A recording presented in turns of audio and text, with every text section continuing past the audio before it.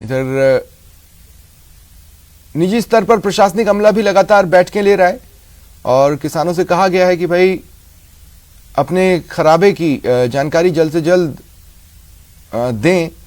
इधर बेमौसम बारिश और ओलावृष्टि को लेकर मुख्यमंत्री अशोक गहलोत ने एक ट्वीट किया है। उन्होंने अपने ट्वीट में लिखा, बीते कई दिनों से राज्य में हुई बेमौसम बारिश और ओलावृष्टि से किसान परेशान हैं।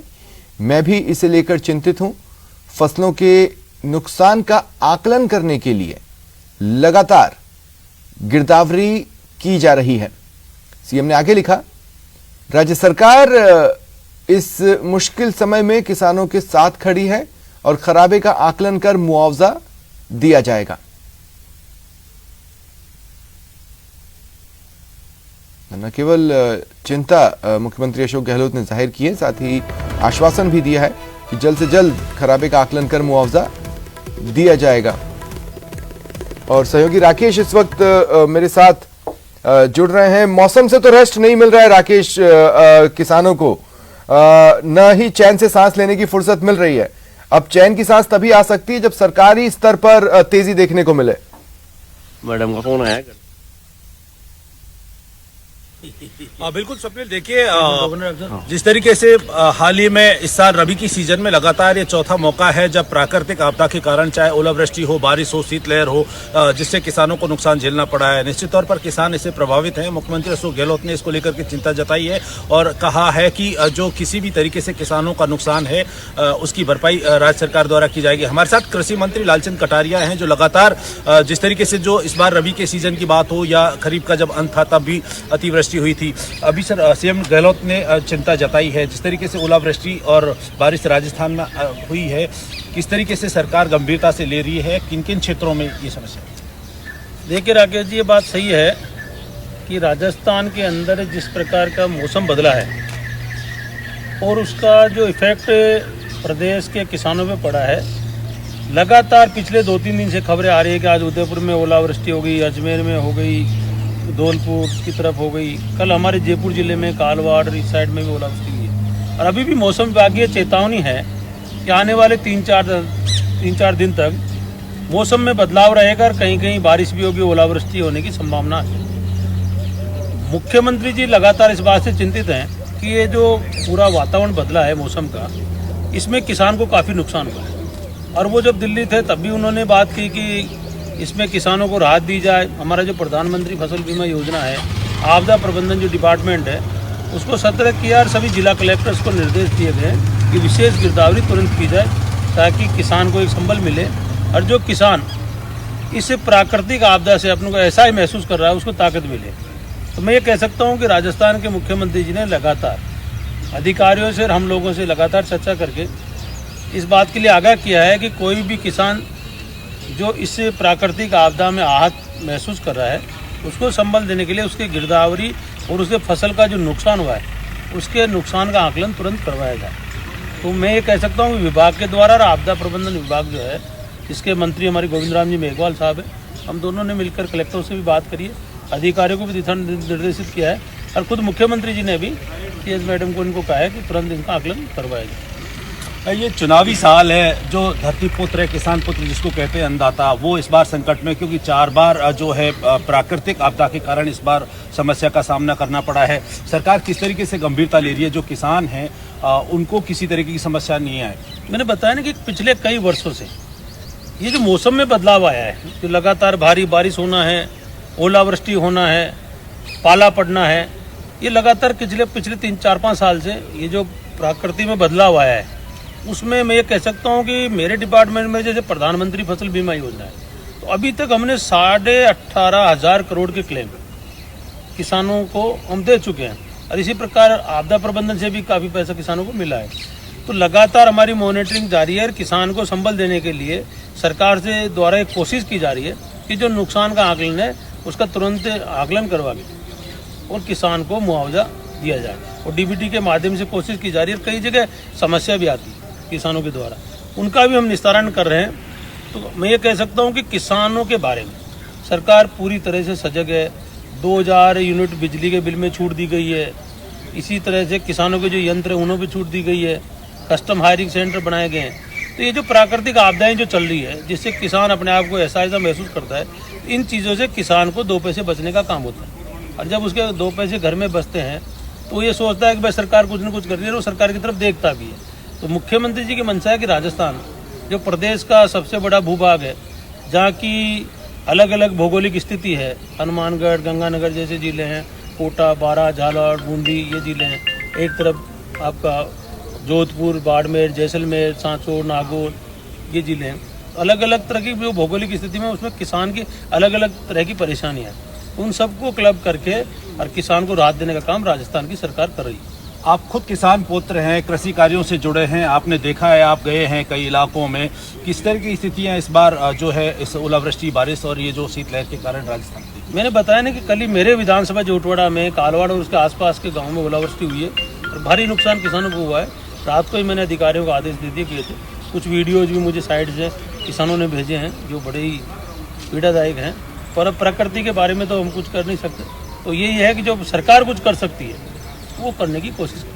बिल्कुल स्वप्निल, जिस तरीके से कृषि मंत्री जी ने बताया कि सरकार ने कमेटी बना दी है जिसमें मंत्रियों को शामिल किया गया है, प्राकृतिक आपदा मंत्री, कृषि मंत्री और दूसरे विभागों के मंत्री और अधिकारियों को निर्देश दिए गए हैं कि जो नुकसान किसानों को हुआ है, इस नुकसान की किस तरीके से भरपाई की जाए, चाहे वो प्रधानमंत्री फसल बीमा हो या जो आपदा प्रबंधन मैनेजमेंट है या सरकार के द्वारा। कुछ किसान राकेश, कुछ किसान समस्या महसूस करते हैं ऑनलाइन प्रोसेस को लेकर, और प्रशासनिक अधिकारी उनसे बार बार जब कहते हैं कि जल्द से जल्द करवाइए तो वो हड़बड़ा जाते हैं। इसको लेकर किस तरह के स्टेप्स होंगे, क्योंकि हर किसान इतना टेक्निकली साउंड नहीं है कि वो प्रोसेस को कंप्लीट कर पाए। बिल्कुल, हम बात करते हैं जिस तरीके से लगातार मुख्यमंत्री इस मामले को लेकर गंभीर रहते हैं और वो बार बार जो है गिरदावरी की रिपोर्ट देते हैं, लेकिन राजस्व विभाग के जो अधिकारी हैं उनकी कुछ शिकायतें आती हैं, किसान शिकायत करते हैं, कुछ उनकी प्रोसेसिंग में भी दिक्कत आती है। किस तरीके से सरकार इस मामले को गंभीरता से देख रही है और जो अधिकारी इसमें लापरवाही बरतेगा किस तरीके से सरकार गंभीरता से देखेगी? बताने कि हमारे टोल फ्री नंबर भी हैं, ऑनलाइन भी है, और व्यक्तिगत किसान कृषि पर्यवेक्षक और हमारे जो राजस्व विभाग के कर्मचारी हैं उनको लिखित में भी अपनी प्रॉब्लम दे सकते हैं। फिर भी मैं खुद ये मान के चलता हूँ कि बहुत जगह से शिकायतें आती है, उन शिकायतों के निस्तारण के भी अलग अलग नॉर्म्स बने हुए हैं, उनके तहत हम उनका निस्तारण करते हैं और कोशिश की जाती है कि 100% इस कार्य को अंजाम दिया जाए और जो किसान का नुकसान हो उसकी भरपाई की जाए। बिल्कुल, देखिए स्वप्निल, जिस तरीके से मंत्री कह रहे हैं कि जो लगातार सरकार इसकी मॉनिटरिंग कर रही है, जो जिम्मेदार अधिकारी हैं चाहे राजस्व विभाग के या दूसरे हों, उनकी जो है अब सरकार ऑनलाइन प्रोसेस के साथ साथ जो दूसरे सभी संसाधन हैं उन पर किसानों की समस्याओं पर निगरानी भी रख रही है। राकेश, शुक्रिया आपका तमाम जानकारी के लिए। और एक और बड़ी खबर सुन लीजिए। आज मुख्यमंत्री अशोक गहलोत विधानसभा में मिलेट लंच देने वाले हैं। विधानसभा के सभी सदस्यों को लंच के लिए इनवाइट किया गया है, आमंत्रित किया गया है। साथ ही असम के राज्यपाल जो राज्यपाल पद की शपथ लेने के पहले, अभी कुछ दिन पहले तक इसी विधानसभा में नेता प्रतिपक्ष के तौर पर बैठा करते थे, लंबी पारी विधायक के तौर पर इस विधानसभा में बिता चुके हैं, वो भी इनवाइटेड हैं, उन्हें भी मिलेट लंच में आमंत्रित किया गया है।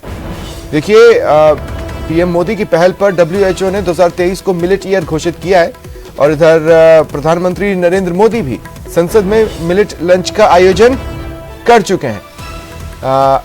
राजस्थान विधानसभा में मिलेट लंच का आयोजन ये पहली बार हो रहा है और ज्यादा जानकारी के लिए बात करेंगे सहयोगी सचिन से। सचिन, क्या जानकारी है, कितने बजे के आसपास ये लंच होगा? देखिए, समय तो अभी इसका कोई तय नहीं है, लेकिन शाम को 5 बजे, क्योंकि राज्य विधानसभा स्थगित होगी और उसके बाद में जो राज्यपाल हैं गुलाबचंद कटारिया, उनका अभिनंदन समारोह है और CPC का एक कार्यक्रम है जिसमें सीताराम येचुरी भी जयपुर पहुंच रहे हैं, वो कार्यक्रम में रहेंगे और उसके बाद ये लंच आयोजित किया जाएगा। संसद के बाद में राजस्थान विधानसभा होगी जहाँ पर मिलेट लंच दिया जाएगा। राजस्थान क्योंकि मोटे अनाज के लिए जाना जाता है, सबसे ज्यादा मोटा अनाज अगर कहीं होता है तो राजस्थान में होता है, ऐसे में भी उसकी महत्ता बढ़ जाती है राजस्थान में। और ये मिलेट लंच जो है वो मुख्यमंत्री की तरफ से दिया जा रहा है सभी विधायकों को और सभी जो सदस्य हैं विधानसभा के, उन सभी लोगों को जो है ये मिलेट लंच आज दिया जाएगा। तैयारी से कई दिनों से चल रही थी, रूपरेखा भी तय हो गई थी, लेकिन समय तय नहीं हो पाया था। लेकिन आज क्योंकि चलिए, गुलाब शुक्रिया तमाम जानकारी के लिए। और इधर आज सदन में अभिनंदन कार्यक्रम भी होना है। असम के राज्यपाल गुलाब चंद कटारिया का सम्मान किया जाएगा। विधानसभा में सर्वश्रेष्ठ विधायकों का सम्मान किया जाना है। देखिए, साल 2022 के लिए शिव विधायक अमीन खान का चयन हुआ है, उन्हें सम्मान दिया जाएगा। साल 2023 के लिए विधायक अनीता भदेल सर्वश्रेष्ठ विधायक चुनी गई हैं, उनका भी सम्मान किया जाएगा। और जैसलमेर से बड़ी खबर है। भीम आर्मी का जिलाध्यक्ष हरीश इनखिया, उस पर जानलेवा हमला हुआ है। गांधी कॉलोनी इलाके में कुछ युवकों ने जानलेवा हमला कर दिया। हमले में हरीश इनखिया गंभीर रूप से घायल हुए हैं, उनके दोनों पैर और हाथ में फ्रैक्चर आए हैं। हरीश को गंभीर हालत में अस्पताल लाया गया, जहां भारी भीड़ उमड़ी हुई है। कोतवाली पुलिस मौके पर पहुंची और मामले की गंभीरता से जांच कर रही है।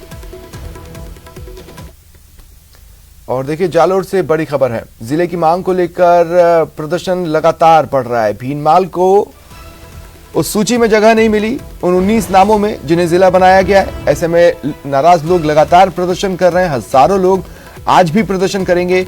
भीनमाल शहर समेत आसपास के कस्बे आज बंद रहेंगे। कानून व्यवस्था बनाए रखने के लिए अतिरिक्त पुलिस बल की तैनातगी की जा रही है। हजारों की संख्या में लोग भीनमाल पहुंचने वाले हैं। भीनमाल, रानीवाड़ा, जसवंतपुरा, बागोड़ा से लोग पहुंचेंगे और प्रदर्शन करते दिखेंगे।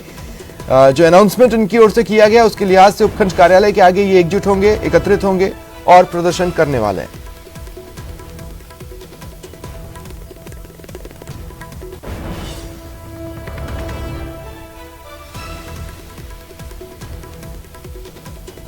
देखिए, भीनमाल को जिला बनाने की घोषणा नहीं हुई है और लोगों के बीच बेचैनी का सबसे बड़ा कारण यह भी है कि अगर 1-2 दिन 3 दिन में कुछ हो जाए तो हो जाए, नहीं तो फिर लंबे वक्त के लिए इनकी मांग पर किसी भी तरह की कार्रवाई ठंडे बस्ते में जा सकती है।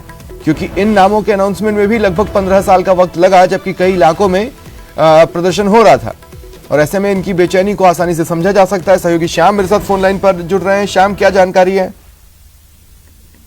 देखिए स्वप्निल, लंबे समय से भीनमालवास की मांग कर रहे थे जिले की, लेकिन जैसे ही 19 जिलों की घोषणा हुई तो उसमें भीनमाल का नाम नहीं आने से भीनमालवासियों को निराशा हाथ लगी। अब भीनमाल के लोगों ने आज बड़ा आंदोलन है वो खड़ा कर दिया है और इसके लिए भीनमाल शहर को बंद रखने के साथ ही आसपास के कस्बे भी बंद रखे जा रहे हैं, जिसके अंदर 4 उपखंड क्षेत्र से हजारों की संख्या में जो लोग हैं वो भीनमाल के उपखंड कार्यालय के आगे जमकर विरोध प्रदर्शन करेंगे, जिसके अंदर बागोड़ा, जसवंतपुरा, रानीवाड़ा व भीनमाल, ये चारों उपखंड के हजारों की संख्या में लोग यहाँ पहुंचेंगे और जमकर नारेबाजी करते हुए जो अपने भीनमाल की आवाज है जिला बनाने की, उसकी पुरजोर तरीके से मांग रखेंगे। उन्होंने साफ तौर से अल्टीमेटम दिया है कि भीनमाल का आंदोलन एक सांकेतिक है, इसका ये सरकार तक ये आवाज पहुंचाई जा रही है। अगर इसके बाद में भी कोई उनकी मांगों को लेकर अमल नहीं होता है तो जयपुर तक बड़े आंदोलन की रूपरेखा। चलिए, शुक्रिया तमाम जानकारी के लिए।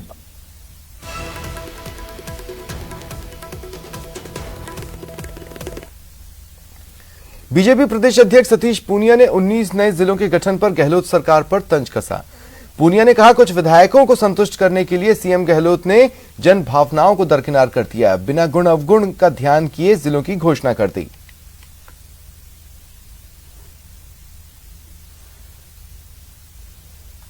देखिए, नए जिलों की घोषणा पर सतीश पूनिया ने प्रदेश सरकार को आड़े हाथों लिया। इसे हड़बड़ी में लिया गया निर्णय सतीश पूनिया ने बताया है। सतीश पूनिया का यह कहना है कि सिर्फ कुछ एमएलए थे जिन्हें संतुष्ट करने की जरूरत थी और इसलिए मुख्यमंत्री अशोक गहलोत ने यह निर्णय ले लिया और इस निर्णय में जन भावनाओं को भी दरकिनार कर दिया। सतीश पूनिया के हिसाब से सतीश पूनिया का कहना है कि गुण अवगुण भी नहीं देखे गए, बिना उन पर ध्यान दिए जिलों की घोषणा कर दी गई। साथ ही उन्होंने अपनी बात के सपोर्ट में यह भी कहा कि आप देख लीजिए प्रदेश में विरोध के सुर उठ रहे हैं।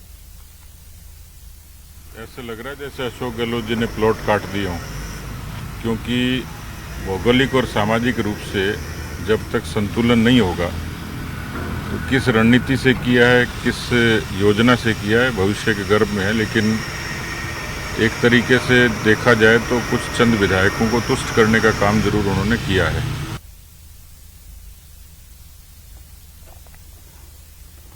चूरू के गांव रामसरा में रविवार को इंस्टाग्राम पर नहाने का वीडियो लाइव करवाते समय जोहड़ में डूबने से 4 युवकों की मौत हो गई। घटना की सूचना पाकर मौके पर ग्रामीणों की भीड़ जमा हो गई। प्रशासन के सहयोग से ग्रामीणों ने रेस्क्यू अभियान चलाया। करीब 3 घंटे की मशक्कत के बाद ग्रामीणों ने शवों को बाहर निकाला। चारों युवकों के शवों को राजकीय भरती अस्पताल की मोर्चरी में रखवाया गया है।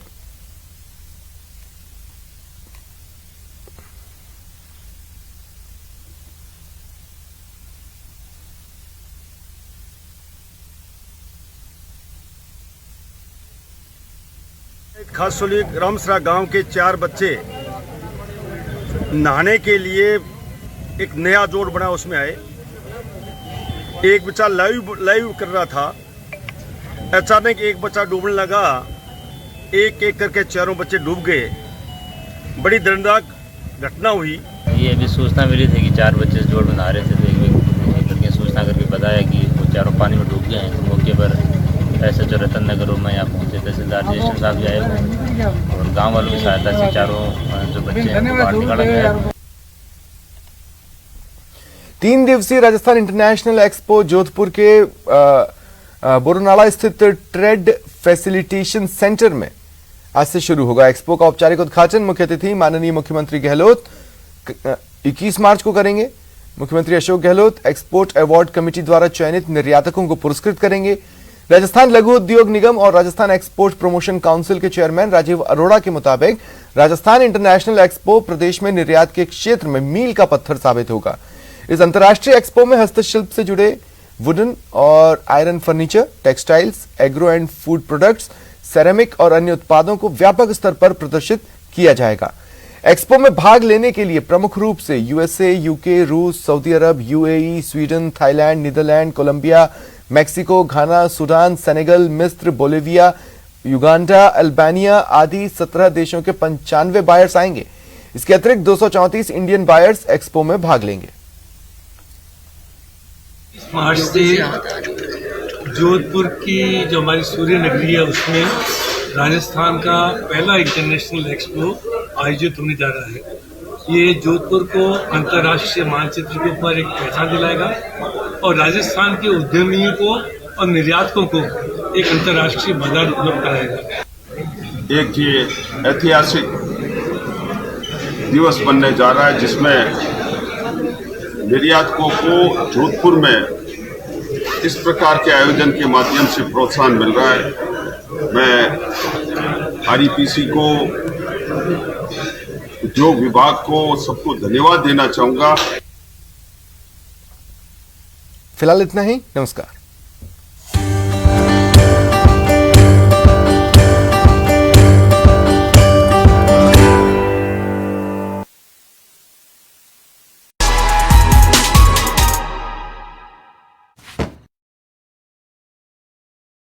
जोधपुर के राजीव गांधी थाना क्षेत्र में एक हिस्ट्री शीटर की बीच सड़क पर कुल्हाड़ी, लाठी और सैनिटरी पाइप से पीट कर निशंस हत्या कर दी गई। करीब 1 दर्जन बदमाशों ने हिस्ट्री शीटर पर हमला किया।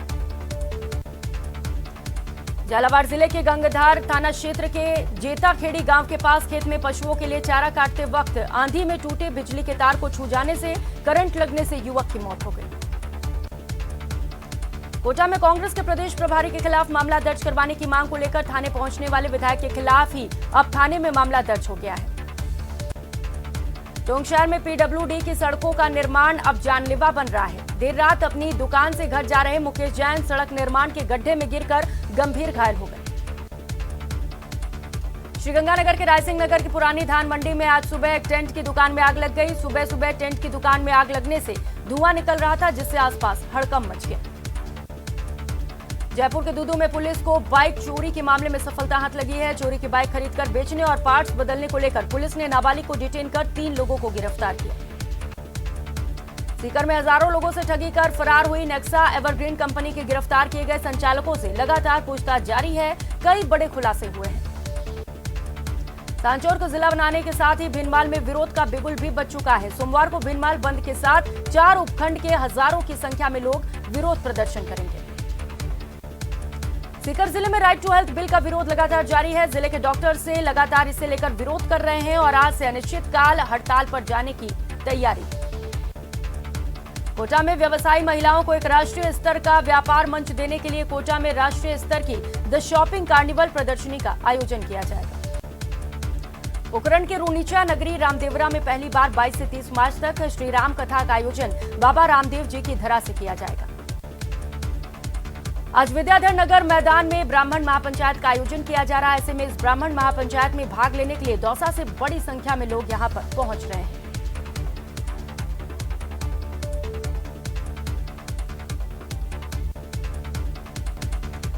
मृतपाल सिंह की तलाश में पंजाब पुलिस की बड़ी कार्रवाई। अब तक 78 लोग गिरफ्तार। पूरे पंजाब में इंटरनेट सेवाएं बंद, भारी मात्रा में हथियार बरामद।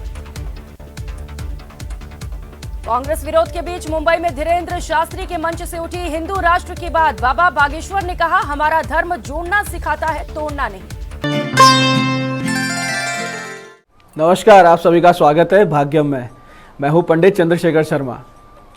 दर्शकों, सबसे पहले हम बात करते हैं आज के दिन के पंचांग की। आज दिनांक है 20 मार्च सन 2023, विक्रम संवत 2079 चल रहा है। चैत्र मास है, कृष्ण पक्ष है, ग्रीष्म ऋतु है, तिथि चतुर्दशी है और आज का वार है सोमवार। आज महाशिवरात्रि है। आज के नक्षत्र की बात करें तो शतभिषा नक्षत्र शाम 7:40 तक है। आगे पूर्वा भाद्रपद नक्षत्र है। योग साध्य है दोपहर बाद 4:19 तक। आगे शुभ योग है। योग की दृष्टि से आज का दिन बहुत अच्छा है। किसी अच्छी बिजनेस डील के लिए, कोई फॉर्म भरने के लिए, नई नौकरी के लिए अप्लाई करने के लिए, तो इस दिन का सदुपयोग करें। करण विष्टि है दोपहर 3:23 तक। आगे शकुन करण रहेगा। सूर्योदय का समय दर्शकों सुबह 6:25 का था और सूर्यास्त का समय शाम 6:32 का है। आज का राहु काल सुबह 7:30 से 9 बजे के बीच रहेगा। इसे पूरी तरीके से टाल दीजिएगा क्योंकि इसमें कोई शुभ कार्य नहीं करना चाहिए और लंबी यात्रा पे नहीं निकलना चाहिए। क्योंकि ये राहु काल सुबह 7:30 से 9 बजे के बीच है तो इसमें भगवती का स्मरण करें तो यही राहु काल आपके लिए योग कारक हो जाता है। अभिजीत मुहूर्त आज दोपहर 12:04 से दोपहर 12:53 के बीच है। दिन में 4 बार दुष्ट मुहूर्त भी रहेंगे जिन्हें ध्यान से समझिए क्योंकि सूझबूझ से इन्हें हमें टाल देना है। ये है दोपहर 12:53, 1:41, दोपहर बाद 3:18 और 4:06। इन्हें टाल देंगे तो कोई बड़ा लॉस हमको नहीं लगेगा। आज का दिशाशूल दर्शकों पूर्व दिशा में है तो पहली कोशिश तो ये करें कि पूर्व दिशा की यात्रा को टाल दीजिए। लेकिन अगर जिन्हें भी इस दिशा में यात्रा करनी बहुत ज़्यादा जरूरी हो तो इसका उपाय करें जिसे दिशाशूल परिहार कहते हैं। बहुत ही सरल सा उपाय है कि पूर्व की ओर मुख करें, दर्पण में अपना मुख देखें, 5 कदम पीछे चलें और इस पूरी प्रक्रिया के दौरान भगवान श्री राम या अपने अपने इष्ट का हृदय में ध्यान करें और उनसे प्रार्थना करें। ऐसा अगर आप करते हैं यानी ये छोटा सा उपाय और प्रार्थना, तो आपकी दिशा शूल बिल्कुल भी आपको परेशान नहीं करेगा और ये जो यात्रा है बहुत ही सुंदर, मंगलमय, सिद्धिप्रद और सुरक्षित हो जाती है। आज का शुभ समय दर्शकों यानी आज के दिन का सदुपयोग करने का जो समय है वो है सुबह 9:27 से सुबह 10:58 तक। फिर दोपहर 1:59 से लेकर शाम 8 बजे तक। ये दोनों कालखंड दर्शकों बाकी पूरे दिन की अपेक्षा ज़्यादा योग कारक रहते हैं, सिद्धिप्रद रहते हैं। इस दौरान आप अच्छे एफर्ट्स करते हैं तो परिणाम अच्छा मिलने की संभावनाएं ज़्यादा रहती है। आज की चंद्र राशि दर्शकों कुंभ है यानी चंद्रमा कुंभ राशि में गोचर कर रहे हैं, जिससे आज का ये दिन सभी 12 राशियों के लिए कुछ इस प्रकार रहने वाला है। सबसे पहले बात करते हैं मेष राशि की।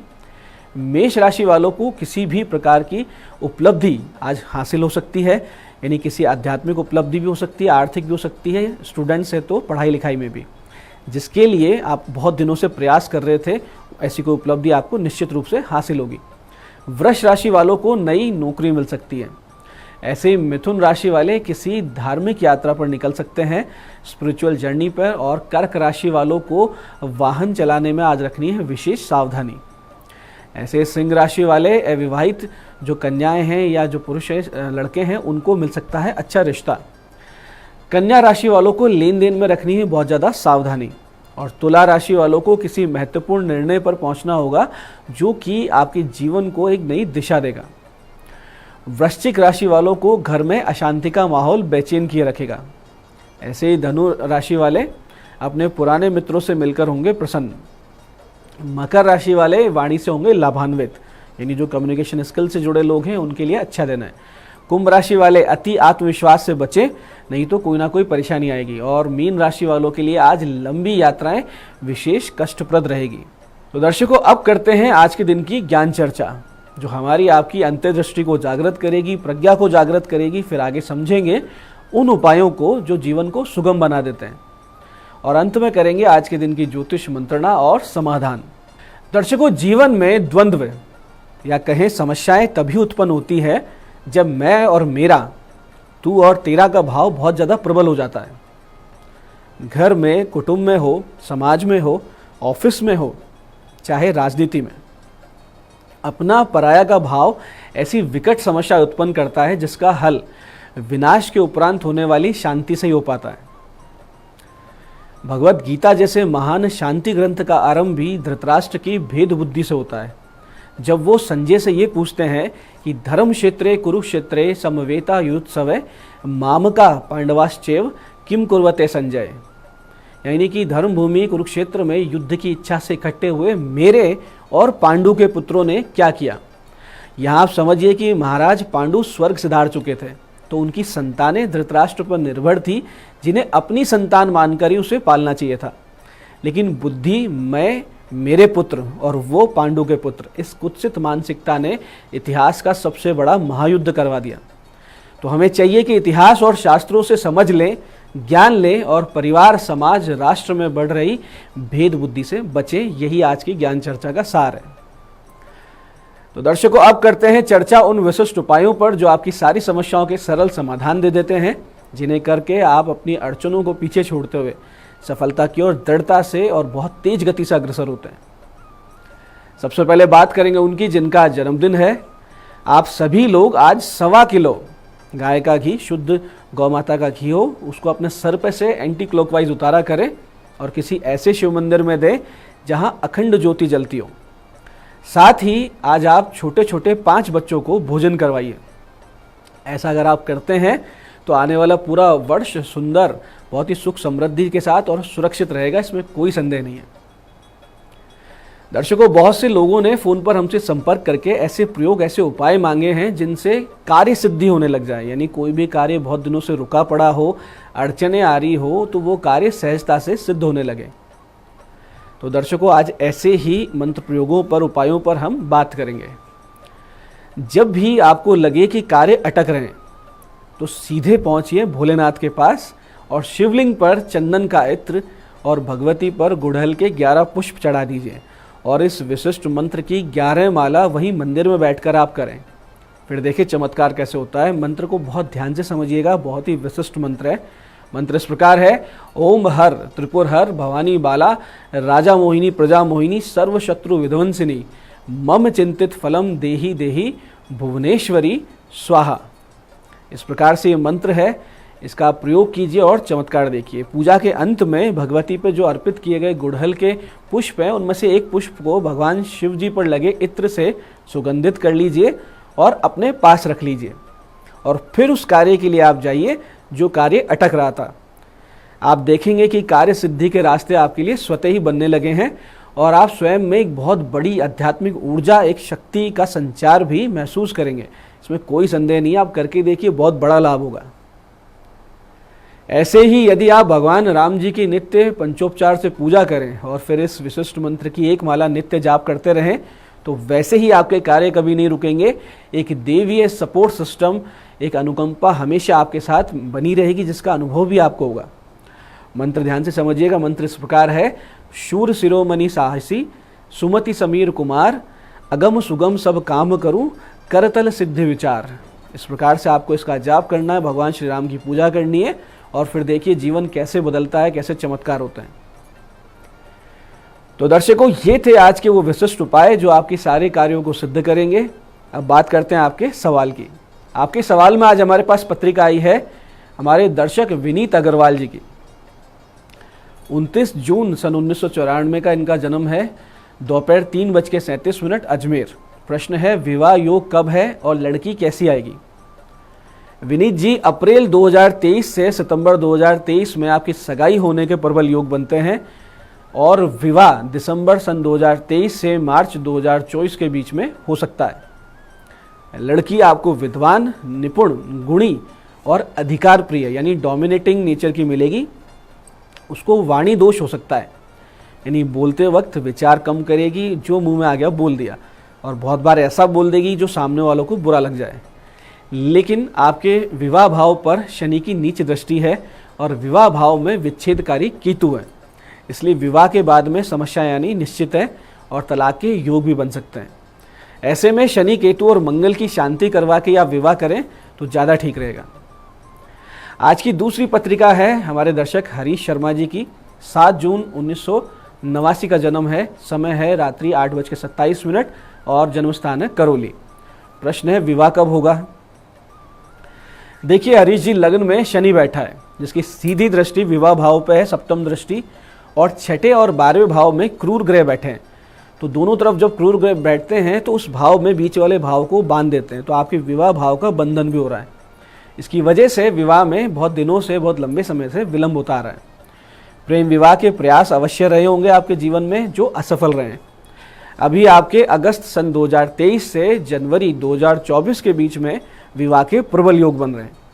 लेकिन किसी प्रकार की समस्या ना आए इसके लिए आप गुरु, मंगल और सूर्य के 7-7 गुना जाप अवश्य करवाएं और गले में एक पुखराज और हाथ में एक मूंगा और माणिक्य पहन लें, तो ये समस्या जो है ये आपकी आराम से निकल जाएगी और आपका विवाह अच्छे से तय हो जाएगा। तो ये थी आज की ज्योतिष मंत्रणा। दर्शकों, आप भी अपनी जन्म पत्रिका की डिटेल्स और प्रश्न दिए गए नंबर्स पे व्हाट्सएप करके हमसे परामर्श ले सकते हैं, जिसका इसी कार्यक्रम के माध्यम से बहुत जल्दी उत्तर दे दिया जाता है।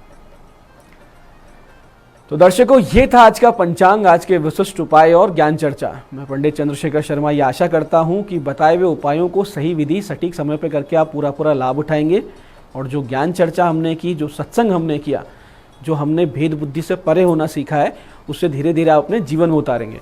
इससे आपका जीवन सुखी, समृद्ध, ईश्वर में हो जाएगा, इसमें कोई संदेह नहीं है। कार्यक्रम में बने रहने के लिए बहुत बहुत साधुवाद। भगवती आप सबका कल्याण करे। जय आदिशक्ति।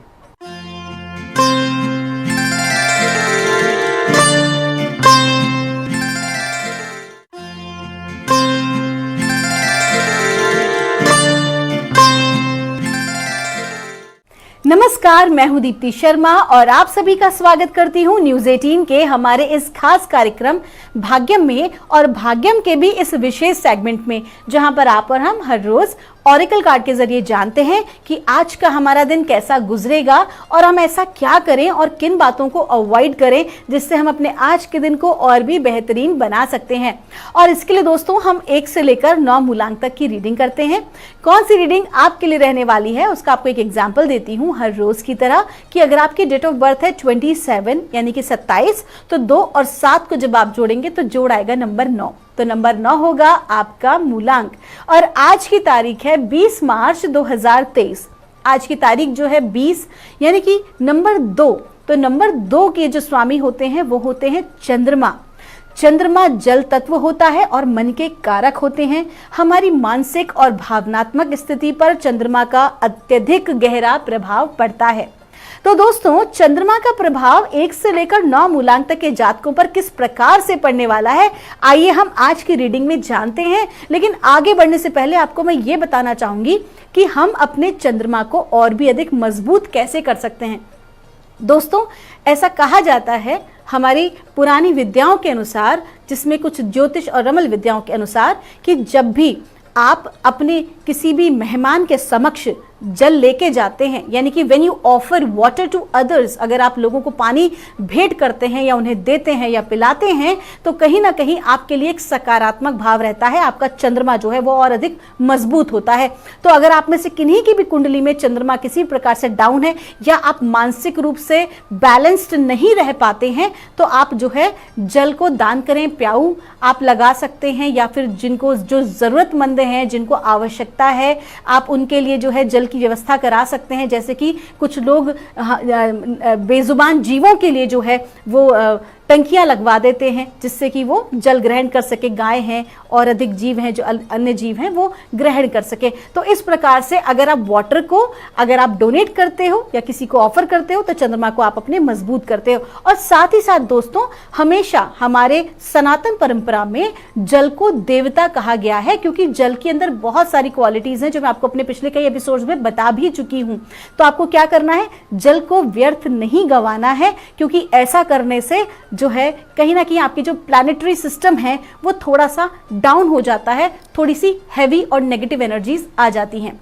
तो दोस्तों आइए हम अपने कार्यक्रम में आज आगे बढ़ते हैं। और आगे बढ़ने से पहले आपको बताना चाहूंगी जो हम ये रीडिंग कर रहे हैं दोस्तों एकदम जनरल प्रेडिक्शन है। अगर आप में से किसी को भी लगता है कि आपकी रीडिंग थोड़ी बहुत भी नेगेटिव है तो आप इसे समझिए कि एक प्रकार से ये आपको गाइडेंस है, एक मित्रवत आपको एक सुझाव आपको दिया जाता है जो डिवाइन से हमें प्राप्त होता है।